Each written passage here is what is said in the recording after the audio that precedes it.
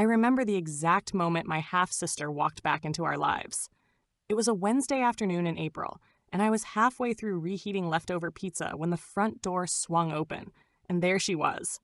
Jenna Collins, suitcase in one hand, iced coffee in the other, smirking like she just pulled off a magic trick.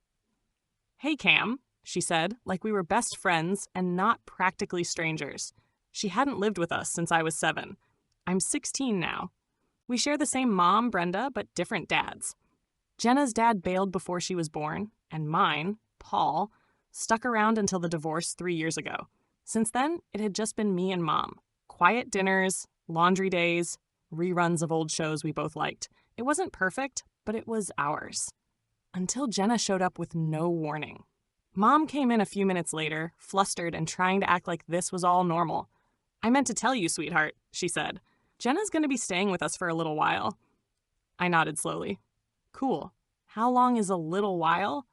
Jenna plopped down on the couch and crossed her legs. "Just until I figure things out.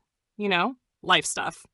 She didn't even ask if I minded. She just slid into our home like it had been waiting for her. For the first few days, it wasn't that bad. She was charming. The kind of charming that makes people want to like her. She offered to cook dinner, and actually did. She complimented Mom's outfits. She asked about school. At first, I thought maybe I was being paranoid. But the thing about people like Jenna, they don't take, they slowly replace. By the end of the week, she was sitting in Mom's seat at dinner. She picked what we watched on TV. She started calling Mom Bren, which no one had done in years. And weirdly, Mom loved it. One night, I came downstairs to find them laughing over wine like old friends, not a mother and daughter who hadn't spoken in nearly a decade. And me? I was the background noise.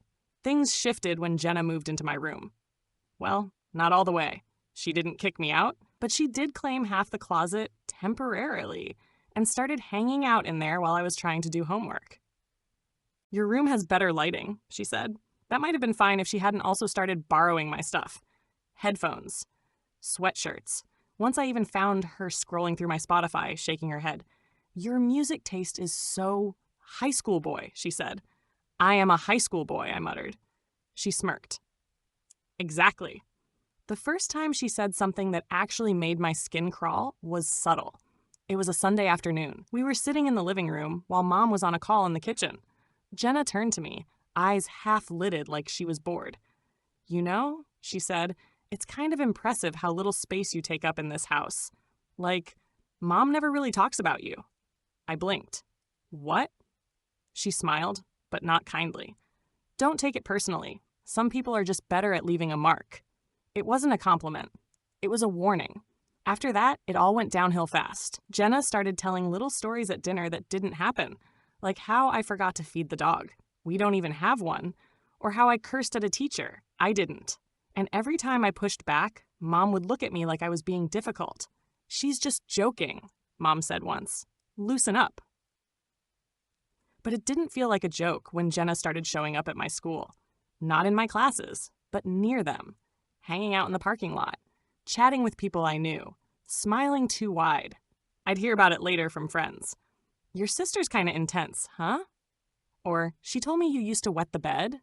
I confronted her once, and she just blinked at me like I was being unreasonable. "I'm building my brand," she said. "You're part of the backstory." What does that even mean? The last straw was my English paper. I spent hours writing it. Jenna borrowed my laptop the night before it was due just to check something, and somehow my file got corrupted. "It must have been a glitch," she said, smirking. "Oops. My teacher gave me a 0, said I should have backed it up. I didn't even try to explain. Because honestly, who would believe me? Not Mom. Not anymore. The first time Mom chose Jenna over me out loud, it wasn't even about something big. It was a Saturday morning, and I'd asked Mom if we could go shopping for new cleats. Soccer tryouts were coming up, and my old ones had a rip so big you could see my sock through the side. Mom nodded, checked her calendar, and said, "Sure, we'll go after lunch." Then Jenna appeared in the kitchen, rubbing her eyes like she'd just woken up even though it was almost noon. "Bren," she said sweetly, "can we get our nails done today? There's this new place with the chrome polish I showed you." Mom blinked, then turned to me. "How about next weekend for the cleats, Cam?" And just like that, soccer could wait. I didn't argue. I didn't want to give Jenna the satisfaction. But inside, something folded in half. It kept happening in little ways. Jenna got the front seat on car rides. Always. Even when I was already sitting there. Mom started referring to her in stories that never used to include her. "We used to love that place," she'd say, pointing at a bakery we hadn't gone to since I was 8. Jenna would nod, like she remembered. She didn't. She started introducing us to people as my kids, as if Jenna had always been there, as if we'd grown up in the same rooms, shared the same holidays, the same fights, the same late-night movies. She hadn't. We hadn't. But that didn't seem to matter anymore. At school, it got worse. Jenna somehow got access to my social media, not because I gave it to her, but because she was snooping. She posted something on my story pretending to be me, a dumb meme that made it look like I was trashing a teacher. I didn't even see it until Noah texted me, "Dude, what is your problem?" I confronted Jenna that night. "You think it's funny to make people hate me?" She raised her eyebrows like I was being dramatic.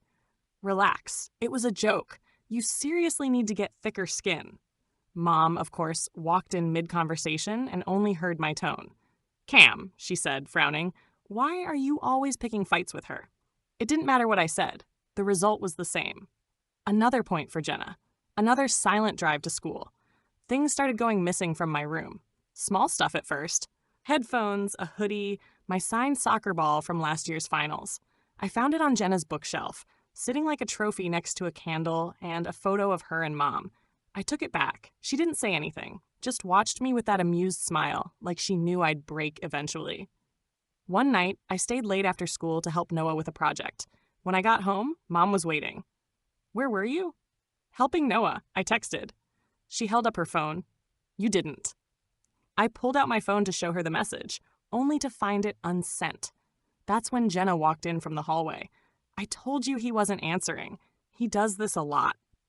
And Mom just nodded, believed her. That's when I realized she had access to my phone.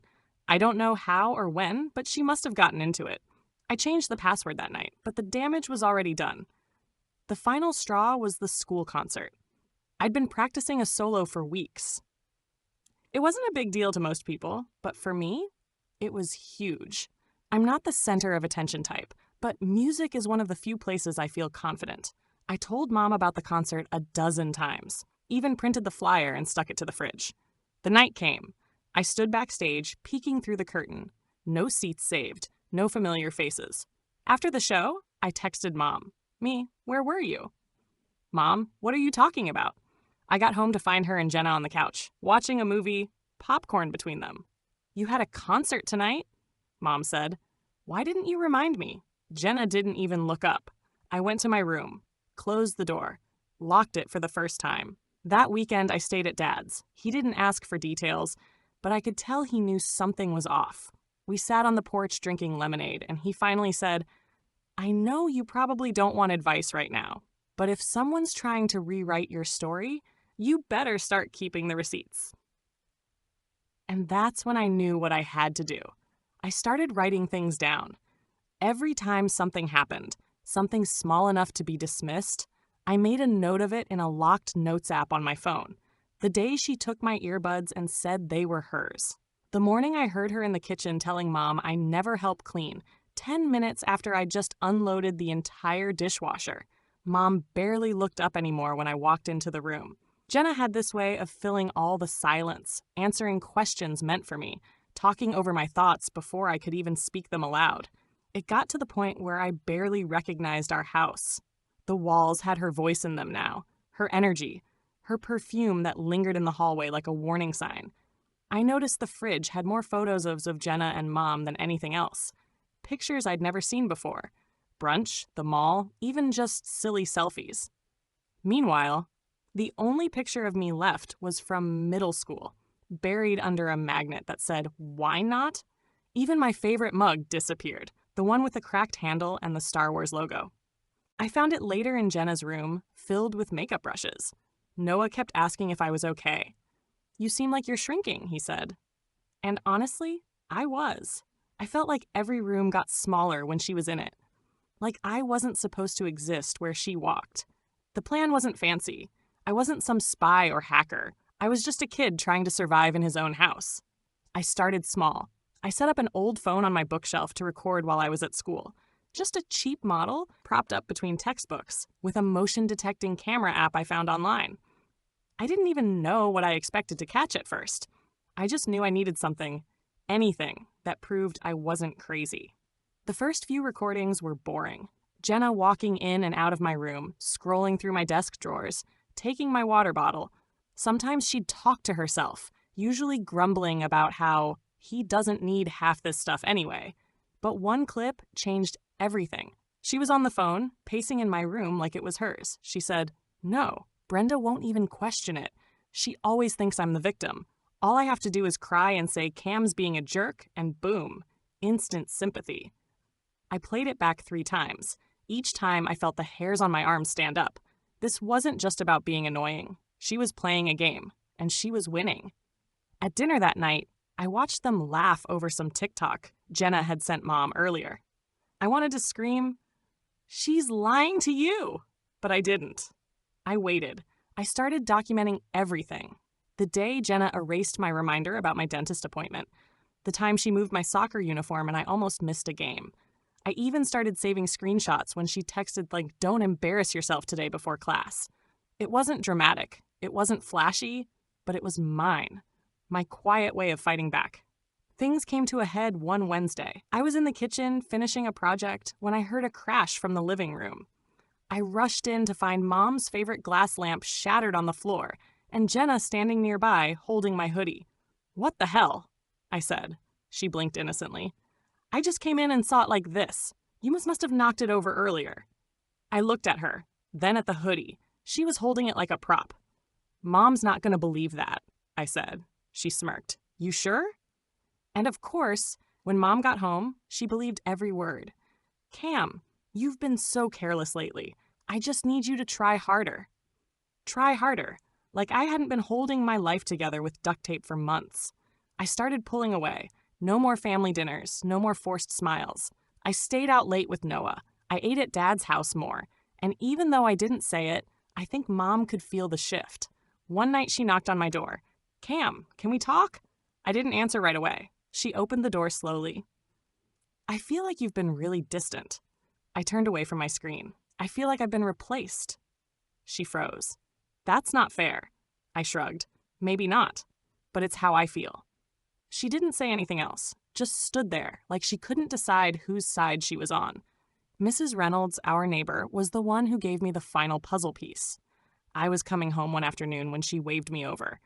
"I don't want to meddle," she said, "but I heard something the other day. Jenna was outside talking on the phone. She said something about how your mom would do whatever she says as long as she keeps pretending to be the perfect daughter." My stomach dropped. "She also said," Mrs. Reynolds added, "that you were easy to erase." Those words stuck in my head like a splinter. Easy to erase. I spent the next 2 days assembling everything. Video clips, screenshots, journal entries, voice memos. Then I printed them, all of it. I put it in a folder and left it on Mom's nightstand with a note, "When you're ready to see me again, read this." Then I packed a bag and went to Dad's.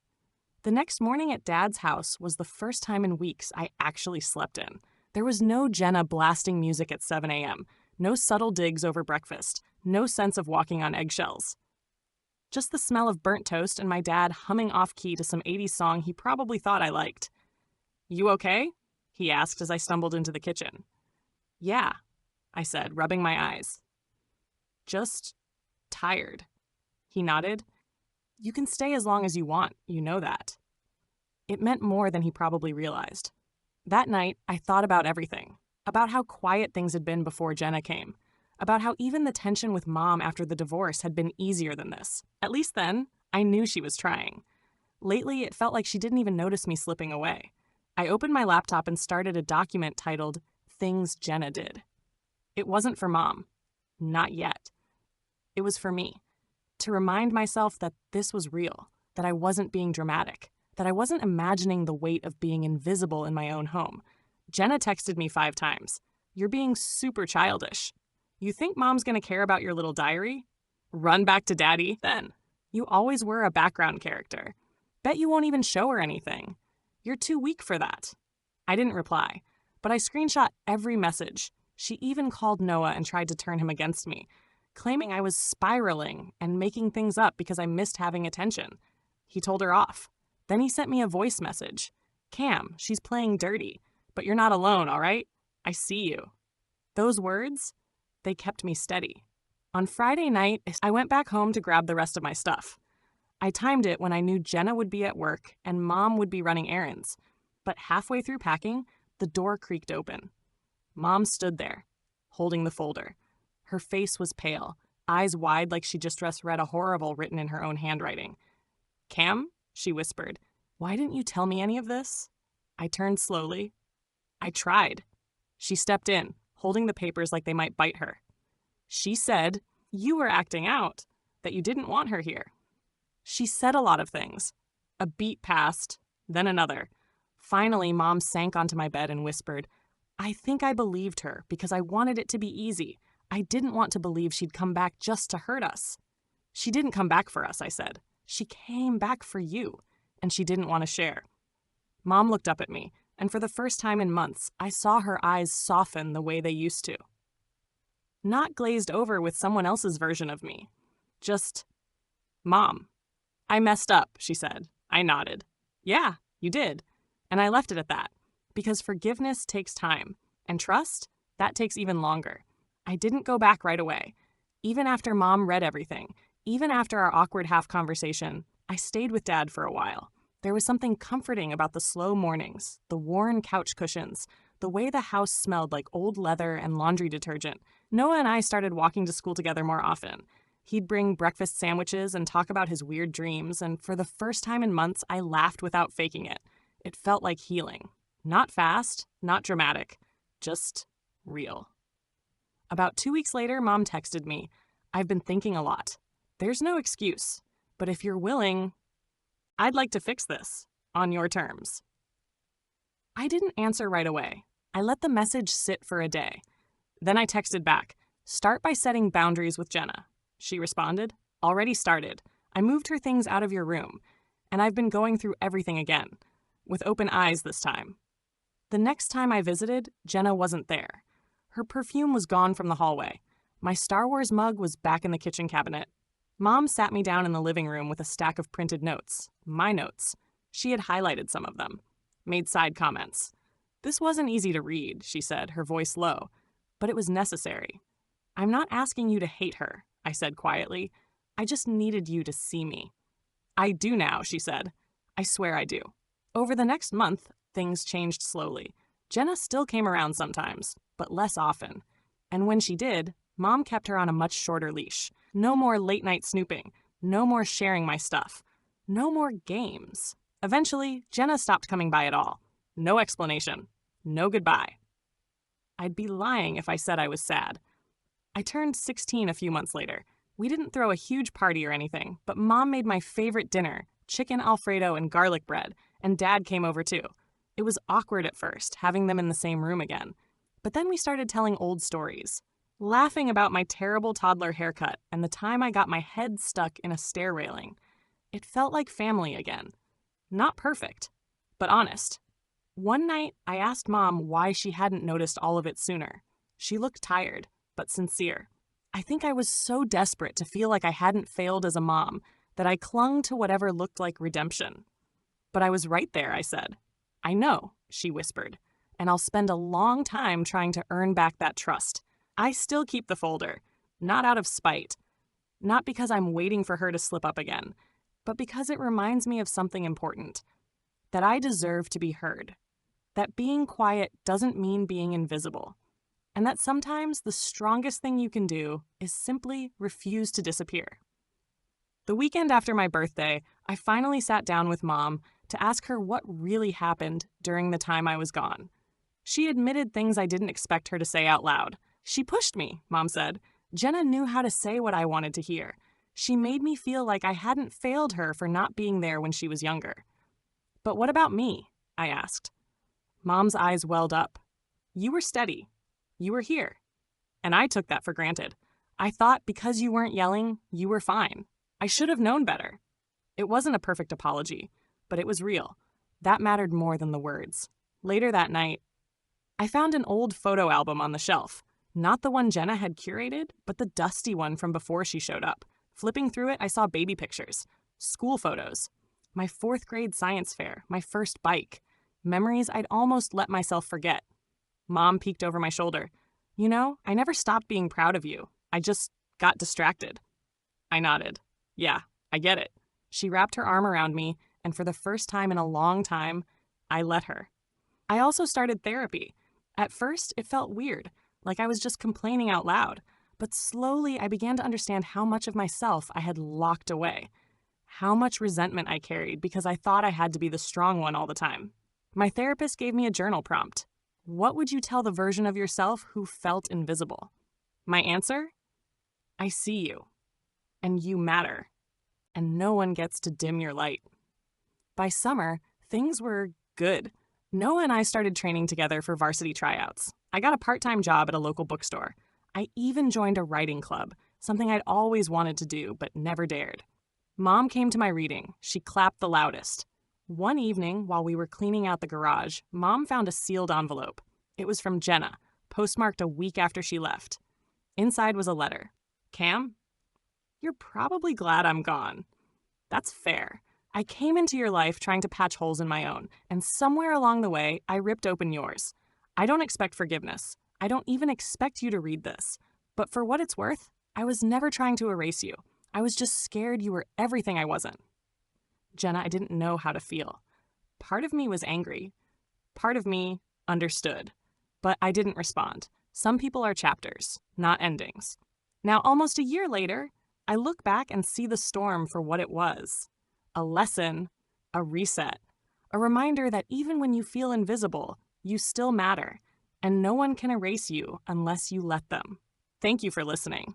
If you enjoyed, please like, share, and subscribe for more content. If you want to share your stories, please comment below. Additionally, what is your opinion on the poster's decision?